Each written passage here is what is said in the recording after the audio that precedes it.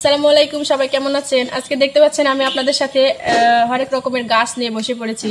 এই গাছগুলো হচ্ছে চন্দ্রমল্লিকার গাছ। দেখেন আমি কাটিং থেকে চারা উৎপাদন করে কত সুন্দর সুন্দর চারা গাছ তৈরি করেছি এবং সেই গাছগুলো আমি আরেকটা বাটিতে প্রতিস্থাপন করলাম, সেই ভিডিওটা আপনাদের সাথে শেয়ার করলাম।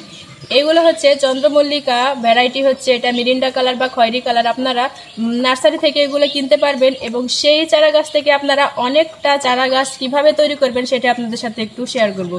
এই চারা গাছগুলো আমি একটা কিনেছিলাম জাস্ট 50 টাকা দিয়ে এবং সেই গাছটা আমি রোপণ করার ফলে গাছটা আমার অনেক বড় হয়েছিল এবং সেই গাছে যখন শীতকালের শেষে ফুল দেওয়া বন্ধ হয়ে গেল তখন গাছটার কিন্তু আমি গোড়া থেকে একদম ছাঁটাই করে ফেলেছিলাম। এবার ছাঁটাই করার ফলে আমার গাছটা আস্তে আস্তে যখন বর্ষা আসলো, বর্ষাতে কিন্তু গাছটা পুরাটাই আবার ঝোপালো, অনেক সুন্দর প্রাণবন্ত হয়ে গেছিল এবং সেইখান থেকে আমি গাছের এই যে মাছ বরাবর শুধু আগারটুকু আমি কাটিং করে আমি এই বালতিতে আমি লাগিয়ে দিয়েছিলাম।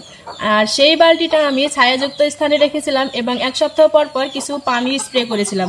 এবার তারপরে দেখেন গাছগুলো থেকে আমার কত সুন্দর সুন্দর চারা হয়েছে। এর আগেও আমি 2-3টা চারা অন্য একটা টবে প্রতিস্থাপন করেছি, সেই ভিডিওটা আপনাদের সাথে শেয়ার করতে পারিনি, তাই আজকের ভিডিওটা আপনাদের জন্য।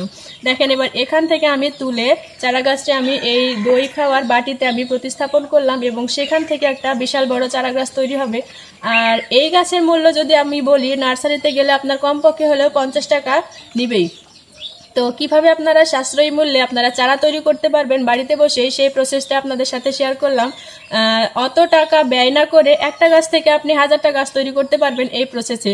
আমি বিশেষ করে এই প্রসেসটা অবলম্বন করি, তাই আমার দেখতে পাচ্ছেন আমার চারিপাশে অনেকটা গাছপালা আমি করে ফেলি। আজকের ভিডিও যদি আপনাদের অবশ্যই ভালো লেগে থাকে, একটি লাইক, কমেন্ট এবং শেয়ার করবেন। আল্লাহ হাফেজ।